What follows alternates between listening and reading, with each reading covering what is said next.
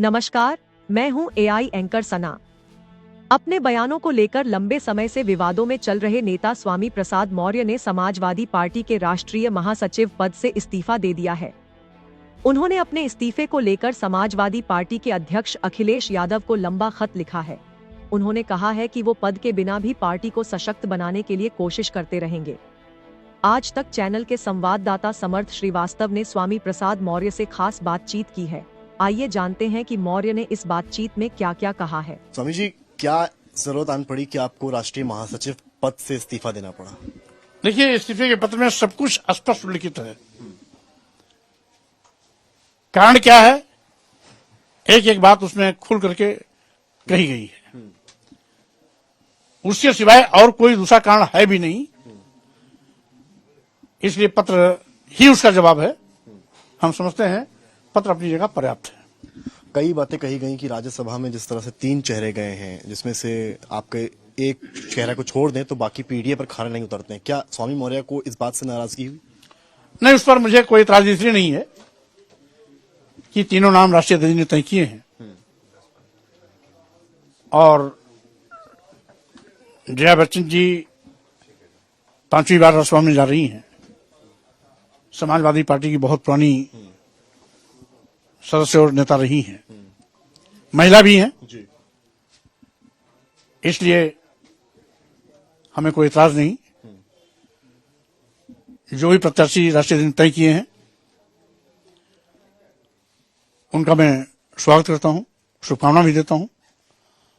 इस्तीफे के कारण में राज्यसभा का प्रत्याशी चयन का कोई जिक्र नहीं है और न इसका कोई रिश्ता है।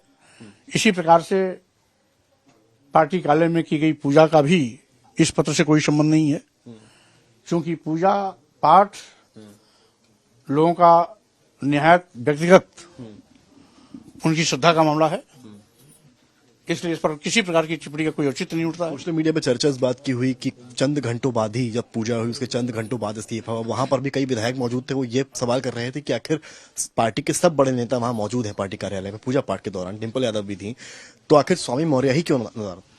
क्योंकि राष्ट्रीय अध्यक्ष जी को मेरे कार्यक्रम की जानकारी थी कि मैं कल चंदौली में रहूंगा, परसों में ही अवगत कर दिया था और पूजा पाठ की मुझे कोई जानकारी भी नहीं थी। मैं तो चंदौली जा रहा था, रास्ते में एक वरिष्ठ पत्रकार ने गाड़ी रोक करके मुझसे पूछा कि आज वहां पार्टी कार्यालय में पूजा पाठ हो रहा है, आप गए नहीं? तो मैंने सामान्य सी बात कही कि भाई मुझे जानकारी तो थी नहीं, इसलिए पूजा हो रही या नहीं हो रही ये भी जानकारी मुझे नहीं है। तमाम विधायक थे पार्टी की, मतलब आपको सूचित ही पार्टी द्वारा नहीं किया गया था? नहीं, स्वाभाविक रूप से उसकी सही जानकारी नहीं थी। मेरा कार्यक्रम पूर्व से चंदौली पूर्व विधायक राजेंद्र सिंह जी पटेल हैं, उनके यहाँ तिलकोत्सव कार्यक्रम में जाना था। ये जानकारी राष्ट्रीय अध्यक्ष जी को मैंने दे दी थी और मैं उसी कार्यक्रम में कल सम्मिलित हुआ था। स्वामी जी, अगर आप लखनऊ में होते तो क्या आप सम्मिलित होते? पहली बात तो हम होते न होते पर हमारा कोई उत्तर निर्भर नहीं करता है। मैं जहां था वहां था, जानकारी नहीं थी, आज भी कह रहा हूं जानकारी नहीं थी। एक पत्रकार के माध्यम से मुझे ऊंचार में जानकारी मिली, तो अपना पूर्व निर्धारित कार्यक्रम छोड़ के मैं आता नहीं। सूचना अगर हो भी जाती बाद में तो मैं पूर्व निर्धारित कार्यक्रम छोड़ के आता नहीं, क्योंकि जहां मुझे जाना था वो भी हमारे बहुत पुराने राजनीतिक साथी हैं, पार्टी के भी हैं, आज भी समाजवादी पार्टी में है और 4 महीना पहले से कार्यक्रम निर्धारित था, इसलिए मैं अपने निर्धारित कार्यक्रम में पहले से था। आपने ऊंचाहार का जिक्र किया, आपके एक साथी विधायक हैं, उन्होंने भी कल इस बात का जिक्र किया कि आखिर स्वामी मौर्य क्यों नदारद है। अब उनको तो सवाल ही नहीं करना चाहिए, मैं क्यों नहीं हूं इसी जानकारी राष्ट्रीय अध्यक्ष को थी। लेकिन तमाम चेहरे हैं, राकेश प्रताप हैं, मनोज पांडे, वो लगातार आपको लेकर टिप्पणियां करते रहे हैं। वो टिप्पणी करें, हमारे छोटे भाई हैं, हमें कोई एतराज नहीं। राम गोविंद चौधरी, उन्होंने अभी पत्र लिखा है अखिलेश यादव को और ये कहा है कि स्वामी प्रसाद मौर्य ने जिस तरह से कल त्यागपत्र दिया है राष्ट्रीय महासचिव के पद से, उसको वापस लिया जाए, क्योंकि वो ही इकलौते चेहरे हैं जो पाखंडता के खिलाफ लड़ाई लड़ रहे हैं। देखिए, राम गोविंद चौधरी जी बहुत ही वरिष्ठतम नेता हैं, अनेकों बार मंत्री रहे हैं, नेता विरोधी दल रहे हैं,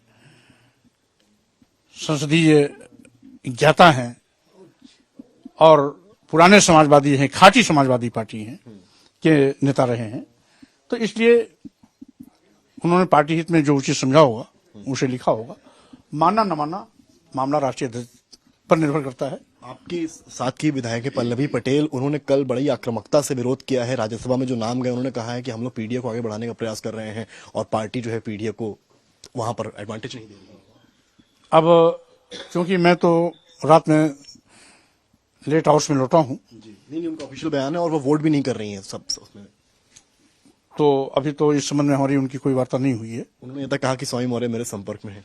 नहीं, अब हमेशा मुलाकात तो होती रहती है, लेकिन बहरहाल फिर हाल कल मैं लेट आवर्स में लखनऊ लौटा हूं, चंदौली में सारा दिन था और लौटने के बाद चूंकि आधी रात लौटा हूं 12 बजे के लगभग, तो उसके बाद हमारी अभी यहाँ लखनऊ में भी इस बात का जिक्र किया कि पीडीए को लेकर जो मुहिम मैंने छेड़ी थी, आपने छेड़ी थी, वो उस लेवल पर नहीं है, इसलिए मुझे पीछे हटना पड़ रहा है। कहाँ कमी रह गई पार्टी से? बहरहाल उसमें मैंने स्पष्ट इस बात का जिक्र किया है कि समाजवादी पार्टी में सम्मिलित होने के दिन से लेकर के आज तक लगातार पार्टी का जनाधार बढ़ाने के अभियान में मैं लगा हुआ हूं। दलितों, आदिवासियों, पिछड़ों, गरीबों, मजदूरों को जोड़ने का क्रम लगातार जारी है। ऐसी हालात में मैं लोगों को ढोंग, ढकोसले, पाखंड, आडंबर से बाहर निकलने का लगातार कोशिश कर जो भाजपा के मकड़जाल में फंसे हुए हैं उनको समाजवादी पार्टी में लाने का अभियान चला रहा हूं। मेरे इस अभियान में कुछ लोग इस अभियान को कमजोर करने की कोशिश करते हैं, ये कहकर कि मौर्य जी का निजी बयान है। तो स्वाभाविक रूप से हमें हैरानी तब होती है कि एक राष्ट्रीय महासचिव मैं जो भी बोलता हूं वो निजी बयान कह दिया जाता है। एक राष्ट्रीय महासचिव वो जो ये बयान देते हैं कि मौर्य जी के निजी बयान है। आखिर राष्ट्रीय महासचिव के पदों में इस प्रकार का भेद क्यों? आपका इशारा किस तरफ? राष्ट्रीय अध्यक्ष अच्छी तरह जानते हैं किस तरफ इशारा गया है, उनको सारी चीज को जानकारी में दे दी है।